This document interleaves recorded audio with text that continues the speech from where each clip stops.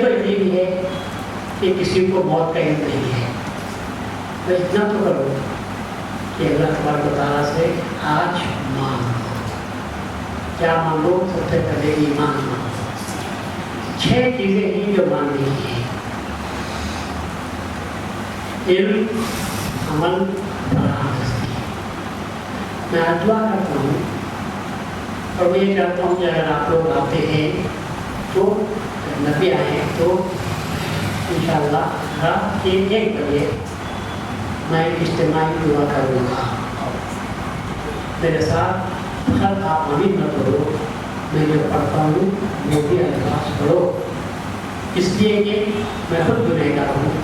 پتہ نہیں کون کس نیت سے، کس شخص سے اور اپنی کس عاجزی سے اللہ سے دعا کرتا ہے. اللہ مجلس میں ہم دعا کریں گے تو اس کی برکت سے بھی سب کی دعا کو اللہ قبول کرے گا. تو میں آج 1 بجے انشاءاللہ اجتماعی دعا کروں گا. میں آپ کو دعائیں پڑھاؤں گا جو رسول اللہ صلی اللہ علیہ وسلم نے بھیجے محمد علیہ السلام نے پڑھی ہے، تو ان کو آپ بھی میرے ساتھ پڑھو، پھر آمین بھی کہتے جاؤ، وہ دعا بھی آپ پڑھتے جاؤ. رات 1 بجے کروں میں. اب تو میں صرف اتنا کہہ دیتا ہوں، 6 چیزیں ہیں جو دعا مانگنے کی ہیں. ایک علم ہے. آج علم کی کمی ہے. علم تو ہے اور وہ علم ہے جو انسان کو بھٹکانے والا ہے، وہ علم ہے جو انسان کو غلط راستوں پر لے جانے والا ہے.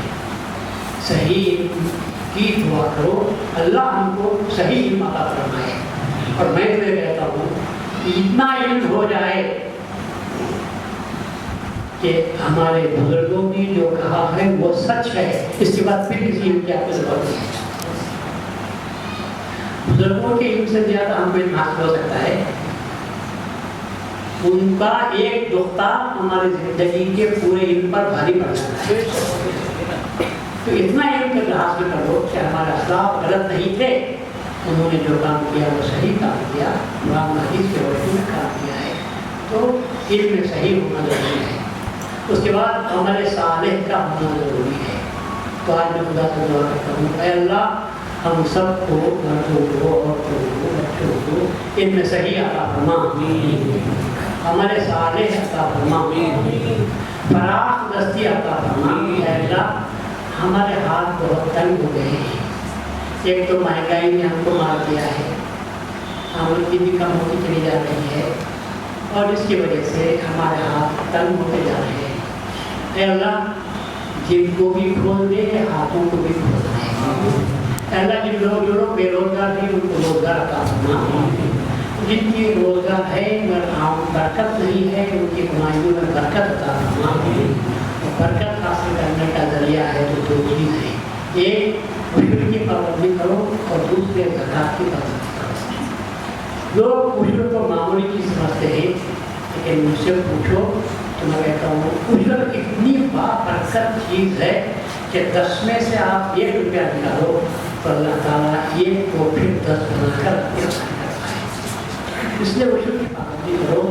اور اگر گھر میں زیور بھی ہے تو یہ رمضان کے مہینے میں سال کو سال اس کی زکوٰۃ نکالا کرو، ورنہ وہ قیامت کے انسان اور بچھو بن کر رستے والے ہیں اور برکت ہو جاتی ہے. اللہ مال بھی دے اور مال میں تیرا جو حق ہے وہ ادا کرنے کی توفیق بھی عطا فرمائے. اس کے بعد اے اللہ ایمان عطا فرما، اور جن کو ایمان دیا ہے مرتے دم تک ایمان کی سلامتی عطا فرما. ایمان مل گیا ہے ناز مت کرو، کیونکہ ایمان کو تم نے کمایا نہیں، اللہ نے اپنے بدل سے تم کو دیا ہے، اور دینے والا لے بھی دیتا ہے، اور لینے کے لیے کچھ زیادہ کی ضرورت نہیں. ارے کیا شریعت ہے صاحب رکھو بازو، اتنا بولتے ہی ایمان کا جاتا ہے. جو شریعت کے بارے میں بولتے ہیں بھائی اللہ بولا ہے بھائی، اور دنیا کیا بولتی ہے، تو کیا ہوا؟ اللہ کا مقابلہ دنیا والوں سے کرتے ہیں. یہ اس سے بڑا کفر اور کچھ نہیں ہو سکتا. اس لیے اتنا بولو کہ ہاں اللہ کا حکم ہے اور ہم نافرمانی کر رہے ہیں تو اللہ خوش ہوتا ہے کہ چلو اس کی طرف سے اپنی غلطی کو منتظر کر رہا ہے. تو ایمان اور ایمان کے ساتھ ایمان کی سلامتی یہ بہت بڑی بات ہے. آج ہم اللہ سے مانگیں گے کہ اللہ ایمان عطا فرما اور جن کو ایمان نصیب ہے ان کو ایمان کی سلامتی عطا فرما مانگتے ہوتا ہے. اس کے ساتھ ہے اللہ امان عطا فرما. اس لیے کہ آج سب سے بڑی جو چیز ہم کو غارت کر رہی ہے وہ امن و امان کی تازگی ہے. ہم چاروں طرف دیکھتے ہیں تو آج امن و امان ہو گیا ہے. سب سے بڑا امن و امان ہمارے دماغ سے اٹھ چکا ہے. کون آدمی ہے جس کو آج ٹینشن نہیں ہے؟ کون عورت ہے جس کو آج ٹینشن نہیں ہے؟ سب گھروں میں ٹینشن بھرا ہوا ہے. اور ایک ٹینشن کی چنگاریاں انسان کو ایمان کے راستے پر ٹکنے نہیں دیتی. اس لیے اللہ سبحانہ وتعالیٰ سے امان مانگنا ہے. اور امان کا ذریعہ جو مہدی موعود نے بتایا ہے، قرآن نے بتایا ہے، الا بذکر اللہ تطمئن القلوب، صرف اللہ کے ذکر سے تمہارے دلوں کو اطمینان نصیب ہوتا ہے. یہ مادی دنیا نے ہم کو اپنی طرف کھینچ لیا، یہ جگمگاتی دنیا، یہ شور شرابے کی دنیا آج ہم کو اپنی طرف کھینچ رہی ہے، جس کی وجہ سے ہم اللہ سے دور ہو رہے ہیں. اللہ کا ذکر کرنا ہم نے فقیروں کو حوالے کر دیا، مشکلوں کو، اور وہ ہمیں دور ہو رہی ہے. اس لیے نہیں، ایسا نہیں ہے مشکلوں کو فقیروں کو ہی ذکر کرنا نہیں ہے. ہر مرد مومن کا کام ہے جو ہمیشہ اللہ تعالیٰ کو یاد کرنا ہے. تو اللہ سے دعا کرتا ہوں کہ بھائی تعالیٰ ہم کو امان کی دور سے سرفراز فرما. اور سب سے بڑی بات ہے 1000 نعمتوں کے دینا تندرستی ہے. 1000 نعمتوں سے بڑھ کر ایک تندرستی ہے. اللہ ہم سب کو تندرستی دے، فقط گھٹ مٹ رہنے کے لیے نہیں، کام کاج کرنے کے لیے نہیں. اے اللہ تیری عبادت کرنے کے لیے ہم کو تندرستی عطا کرنا، لوگوں کے کام کاج کرنے کے لیے ہم کو تندرستی عطا کرنا، غریبوں کی مدد کرنے کے لیے ہم کو تندرستی عطا کرنا، اور بیچاروں کی حاجت روائی کرنے کے لیے ہم کو تندرستی عطا کرنا. تو یہ جو تندرستی ہے یہ اسی وقت نعمت کر سکتی ہے. کسی کو لڑنے مارنے گرانے کے لیے تندرستی نہیں، وہ تو کچھ ٹھنڈا ہو جاتا ہے. تو وہ تندرستی کام کے لیے ہے، وہ تندرستی کہ جس میں ہم اللہ تعالیٰ کو کر سکیں، وہ تندرستی کہ جس سے ہم دین اسلام اور ملت مہدویہ کی خدمت کر سکیں، مہدویت کی تبلیغ کے لیے کچھ کام کر سکیں. تو یہ جو تندرستی ہے یہ تندرستی ہمارے واسطے بہت بڑی نعمت ہے. یہ 6 باتیں ہیں جو اللہ تعالیٰ کی.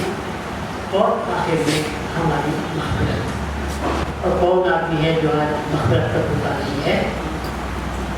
ہمیشہ آج کے رات کثرت کے ساتھ استغفراللہ استغفراللہ ربی کو نہیں ہوتی ہے، باتوں میں پڑھتے رہو، اللہ سے مغفرت مانگو، اللہ سے ہدایت مانگو، اللہ سے تندرستی مانگو، عافیت مانگو، اور ہے اللہ تعالیٰ سے تو جتنا وقت آپ گزار سکتے ہیں گزارو. پتہ نہیں کون سا وقت قبولیت کا ہے. اللہ قبول کرے تو سال بھر کے لیے آپ کو برکت بھی نصیب ہوگی، صحت بھی ملے گی.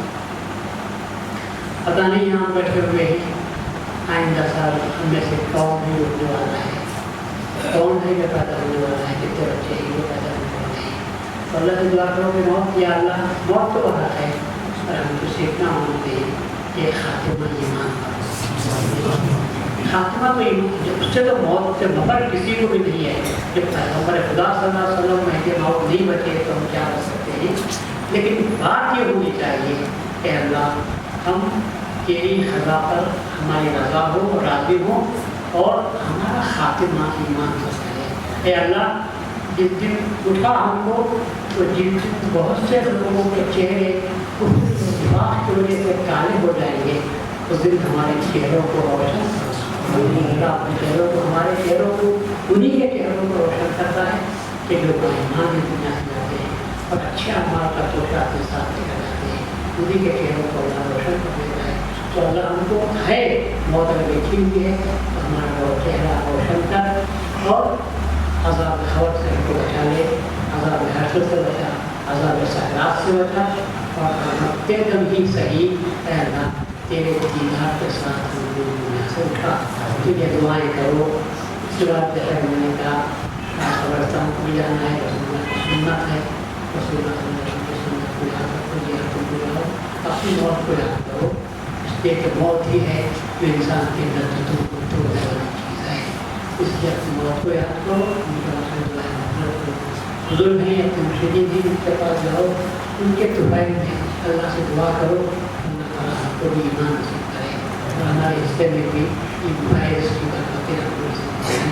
दुआ उसके बाद जो लोग वितर तो नहीं पढ़ेंगे, सबके सब वितर नहीं पढ़ेंगे, जिनको आज इबादत करनी है, कब्रस्तान जाना है तो कब्रस्तान को जाओ, ज़ियारत करके आओ।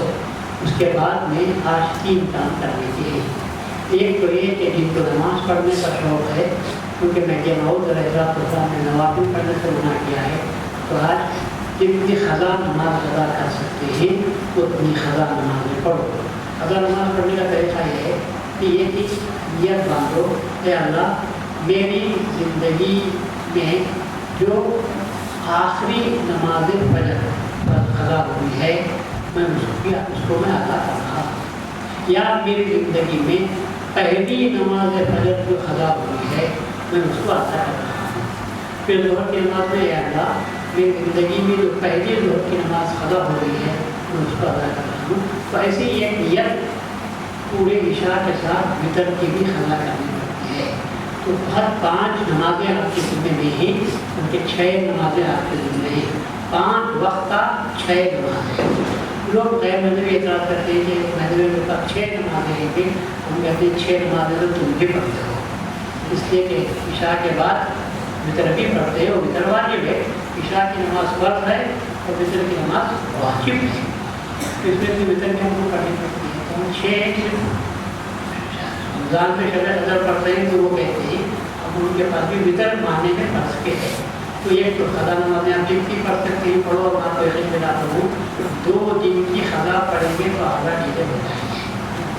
इसलिए अल्लाह ने कहा वक्त पर पढ़ो तो आसान है, जमा करके पढ़ोगे तो 2 दिन की नमाज पढ़ कर मुझे कोई बताए आप बैठ जाता है, जाते हैं बैठ जाता है, तो नहीं कर सकते।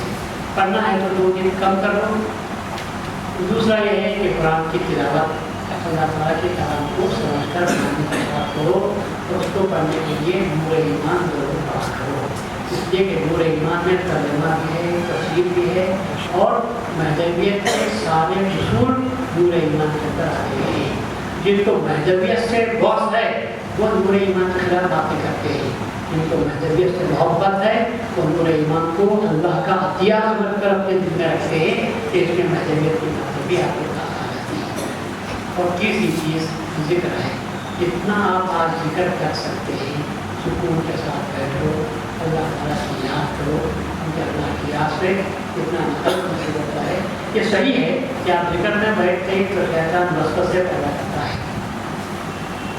मैं मिसाल देता हूँ कि नफ्स की शैतान दिमाग की मिसाल मक्खी की सी है। दिमाग की मिसाल मक्खी देखते हैं आप, मक्खी एक जगह बैठती कभी भी सुकून से भी नहीं बैठती, और एक जगह पे नहीं बैठती। न्यास की बिरयानी रखो, न्यास की भूजी रखो, कोई बैठती है तो बाबू बच्चा बैठा हुआ है तो वहाँ भी जाकर बैठ जाती है। तो दिमाग भी आदमी का अच्छे तरफ भी जाता है, फिर वहाँ से उड़कर सीधा वहाँ भी आता है। पर हमारे दिमाग ऐसे है कि अच्छी चीज़ों पर कम बैठते हैं और गंदी चीज़ों पर ज़्यादा। तो आप जिक्र में बैठ कर देखो आपके दिमाग की मक्खी कहाँ कहाँ उड़ती रहती है, इसको खींच कर रखना लगाम देना मुश्किल है। तो उसको ज़रूरत भी नहीं, उड़ाने की ज़रूरत नहीं, खुद उड़ती जाती है, कोई दूर जाती है फिर आ जाती है, फिर आकर यहाँ बैठती है। खूबसूरत चेहरे पर भी बैठती है, पीठ की जगह जख्म है तो वहाँ भी जाकर बैठ जाती है। और काम मक्खी का जैसा है, दिमाग का काम भी वैसा ही होता है। इसीलिए कहा गया कि उस पर पट्टी बांधिए तो फिर गलत जगह पर नहीं बैठ सकती। वो पट्टी बांधना उसे छुपाना है तो उसी तरह मुर्शिद के हाथ पर तबीयत से नामते तो अगर आप मुर्शिद के वसीले से बैठते हैं तो मुर्शिद का मुशाहिदा जब आप करते हैं तो ज़्यादा वक्त उसमें गुजर जाता है, तो फिर उस मक्खी को गलत जगह पर जाने का वसवसे पैदा करने का करती है। थोड़ी देर मुशाहिदा होता है, फिर मक्खी है उड़ जाती है, फिर आपको खींच के लाना पड़ता है। तो थोड़ी देर आप मेहनत करो तो अल्लाह ताला आपको मुशाहिदे की वजह से जिक्र में आपको लज्जत हासिल होगी और आपको जिक्र में राहत नसीब होती है, मज़ा भी आपको मिलता है। तो ये 3 काम हैं। और चौथा काम तो जब ज़ियारत करने का है, जाओ ان کے بعد پھر دعا کرو کہ اللہ ان کو مغفرت فرمائے، اللہ تعالیٰ ان کے گناہوں کو بخشے، اللہ تعالیٰ ان کے سیاحت کو دور کر دے، اور بزرگ کو کہو کہ ان کے اللہ یہ کتنے کرنی چاہیے. تو جو لوگ زیارت کو جاتے ہیں جاؤ، آنے کے بعد میں جو کام کرنے کے لیے جو کر سکتے ہیں کرو، اور آخر میں وطر کی نماز پڑھ لو.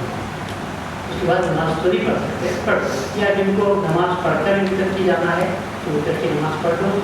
تو اس کے بعد پھر زیارت کو جاؤ، کیونکہ زیارت سنت ہے اور وطر کی نماز واجب ہے، اس کی کچھ وجہ ہے. اس وجہ سے آپ وطر پڑھ کر جاؤ، اور زیارت کے یہاں بھی وضو کرنے کے بعد میں آپ قرآن کی زیارت کرو، اور پھر یہاں بیٹھ کر یہاں اللہ کو سمجھا کرو. وہ آخر الحمد للہ